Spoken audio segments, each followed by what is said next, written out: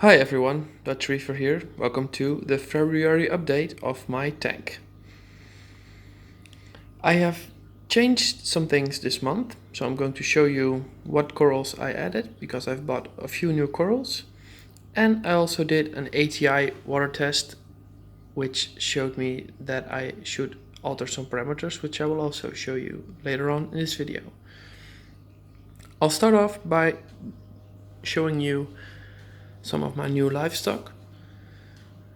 Let's start off here. I found this new Trachyphilia at my local fish store. It has a little bit of damage near the mouth, so I really hope that it's going to heal. It does look good. It was it did pull back when I first bought it, back onto its skeleton for a few days, but now it's getting fluffy, so I'm confident that it will eventually heal. It's not showing any signs of decay, and I've had it for about 3 weeks now. Then this new Goniopora. As you might know from my previous videos, I am a big Goniopora fan.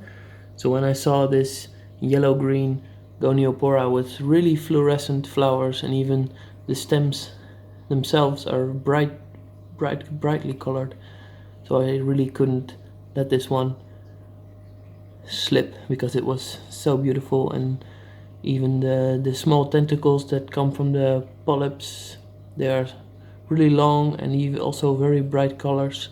Hey, hello. So here's one of the dragon face pipefish that wants to have a guest appearance in this video. Hi there. So yeah, I'm really happy with this this little piece here. Not that big, but it does look really nice. It has a nice pop, nice color. So that gives it a nice looking view in the tank.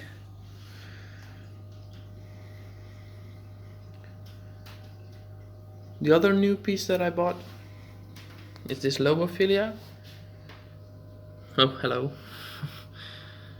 Mr. Copperband floating right in front of it, so let's give a quick view of him first. He's doing really well. Some people have been mentioning that he's growing really big and suggesting that I should move him out.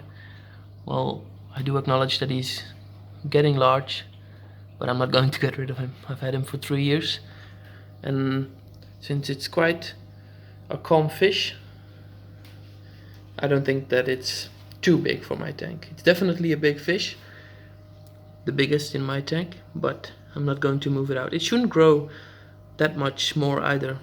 I had a discussion with a guy at my local fish store yesterday, day before yesterday. He was surprised that it has grown so large in my tank. He didn't even know that they could grow this big. As you can see, he's really fat too. But yeah, it's one of the reasons I got into this hobby, the copper band. Such a beautiful fish, such a nice character. Very curious fish. So, back to the coral. This Lobophilia. Yeah, that's it. So I bought this at my local fish store 2 days ago. I really love the colors, the bright red and the bright green blue in the middle, the really nice contrast. So I really hope it will do well. It has a bit of damage on the sides. Hello. But I hope it will recover. First thing my girlfriend mentioned was, "Well, why did you buy a dying coral?" I said, no, it's not dying, but it's definitely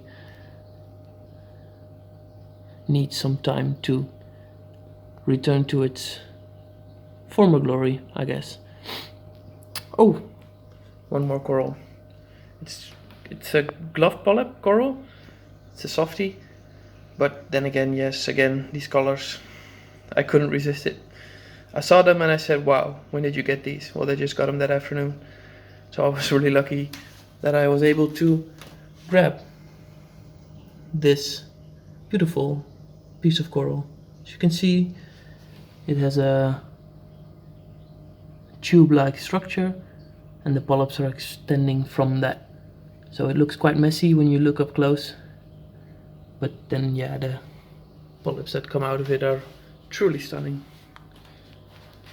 So, Very happy with these. Well, as you can see, this soft coral, mushroom, toadstool, whatever you want to call it, the polyps are not extending at the moment. I saw one of my surgeon fish nipping at it a couple of minutes ago, so I guess that's why it's retracted itself, its polyps. So this is what it looks like usually in the night when the light dims. I said surgeon fish, but I meant just a tang, by the way. Tomini tang. He just slipped out of the image. Oh yeah, maybe you have seen them before. I had them before, but my hawkfish ate them, so I got rid of my hawkfish and I'll have them again. Beautiful shrimp. I really like them.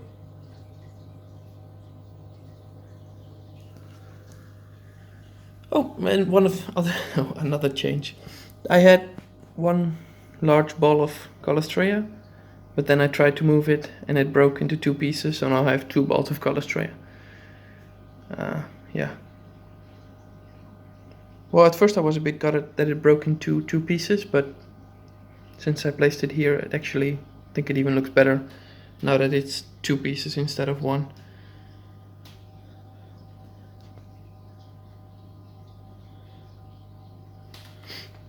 So about the ATI test, like I mentioned in my last video about reducing nitrates and phosphates in your tank, I did have some challenges. I do have some challenges in keeping my nutrients in check.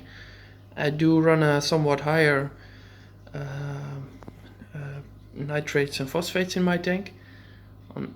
It's a little bit on purpose because I'm keeping a lot of LPS corals, so and they prefer a bit of nutrients. But then again, it's always a challenge to keep them in check because you don't want the SPS corals or harder corals to suffer from too much nitrates and phosphates. So what I did is I added a biopellet reactor, which has been running for about a month now, and I can see that my nitrates and phosphates are slowly decreasing. So they're about half this day. So that's a very good sign for me. My nitrates are now around 10. And my phosphates around 0.2.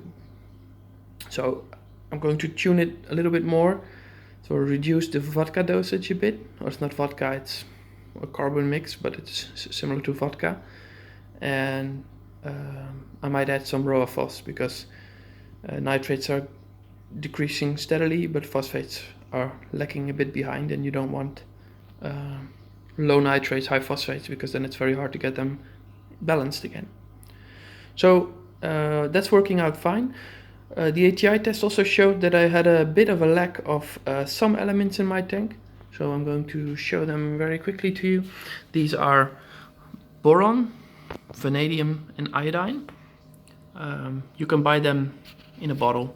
I'm using the ATI Essentials line, so it's the method I use to keep my parameters in check. So naturally I'm buying ATI supplements. But yeah, you can buy these supplements from various suppliers. Like for the people that you're using Triton also has these, and I think other suppliers have them as well. Yeah, so I added them in the past couple of days, just a little bit, and hopefully now my water parameters will stay stable, more stable. Another thing that I bought in January is this HANA alkalinity checker. I have had the phosphates ultra low range HANA checker already for a year or so, and somebody convinced me that I should also buy the alkalinity meter, and it's working out really well.